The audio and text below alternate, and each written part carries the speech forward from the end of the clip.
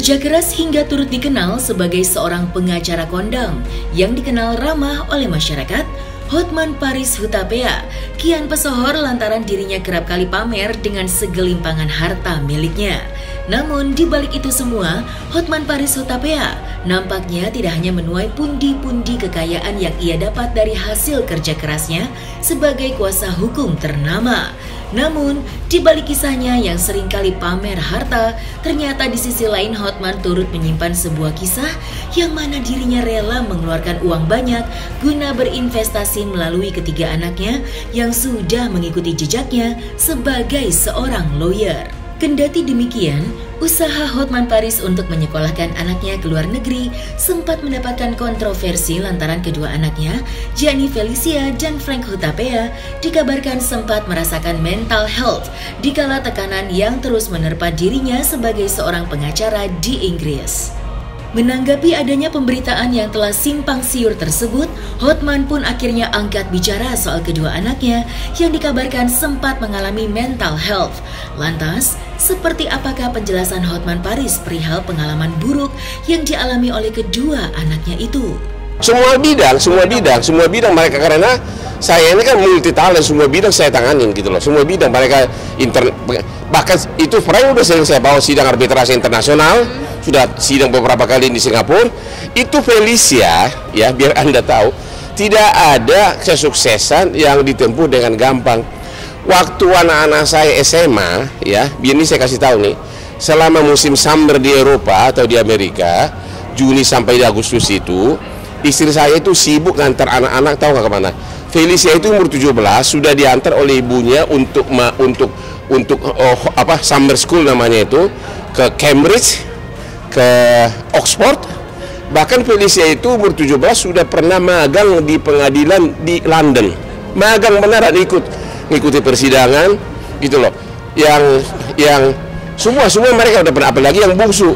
Yang bungsu itu dulu pernah saya waktu masih SMA, saya kirim ke Amerika, saya kirim ke London, jadi memang duit saya itu benar-benar habis investasi untuk anak gitu loh. Jadi kalaupun saya sekarang pesta-pesta, sudah waktunya menikmati, jangan salahin gua dong. Tugasku udah selesai gitu loh. Dia itu karena lama di London, dia banyak mendalami mental health, dan juga dia dari kecil kan udah di sekolah bule, ya. Dia dari sekolah bule, dan dia juga banyak berkecimpung di hal-hal yang berat sekarang ini, karena dia adalah pengacara internasional di Singapura.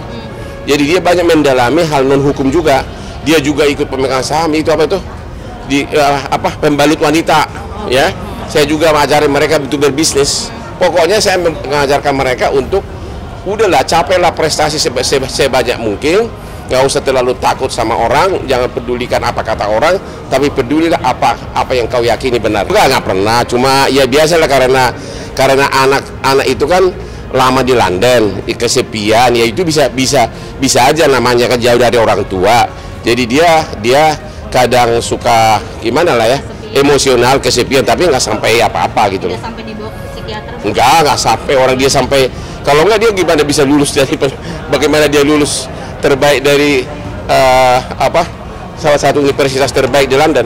Felicia itu justru Anda udah lihat di medsos dia itu, waktu dia kan sebelum dia pengacara di Singapura, kan dia pengacara di internasional juga di Jakarta.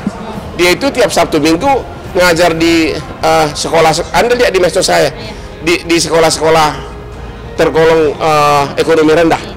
Dia banyak itu, tiap Sabtu Minggu itu dia di rumah, dia pergi ke daerah pinggir ngajar bahasa Inggris.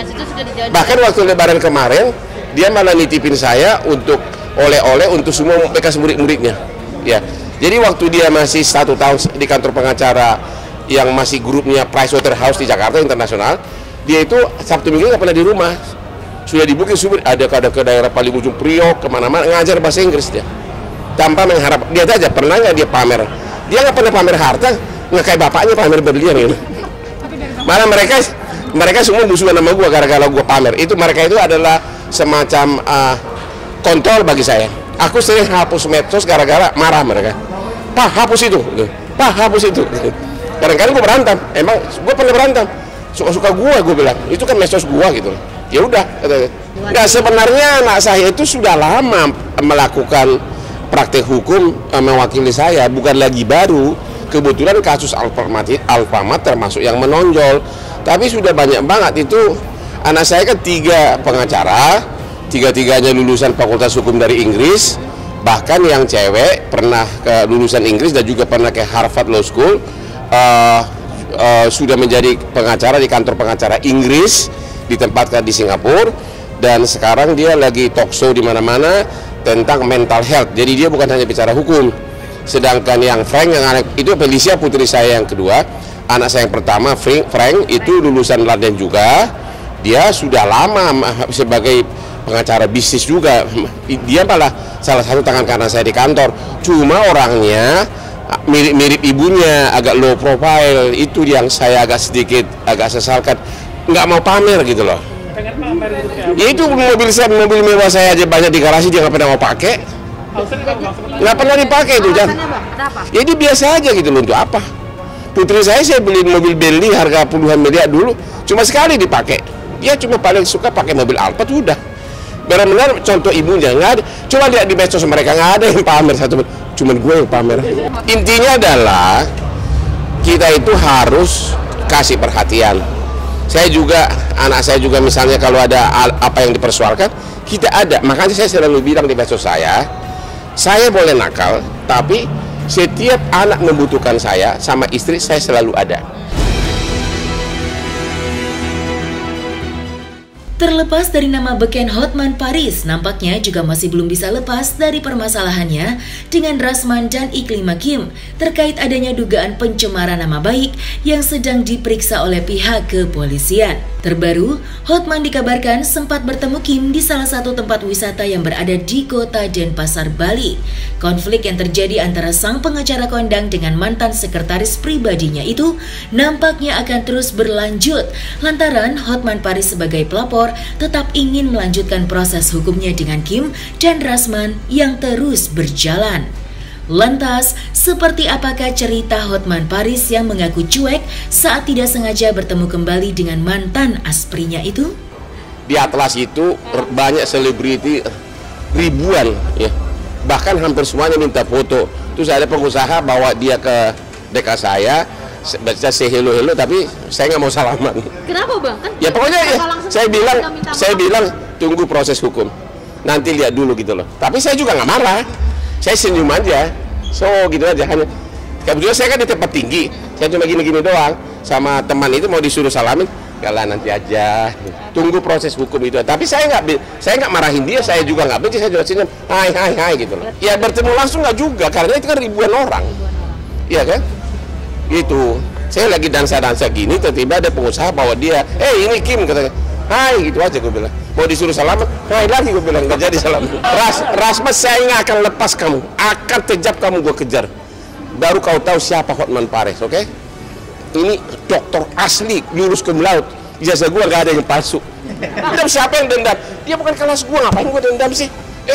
Jadi hanya gimana bisa menipu berbekas sama Lamborghini berjajaran, gimana sih? I don't even know him before. Saya nggak kenal dia. Itu sama FBI itu juga, federasi, bapak itu juga. Siapa lu? Satu pun nggak ada yang gua kenal. Nggak ada satu pun yang masuk level gua, nggak ada. Ini kan masih penyelidikan. Sesudah itu nanti akan didalami apakah naik tersangka, itu nanti proses berikutnya. Jadi lagi pemeriksaan saksi ahli.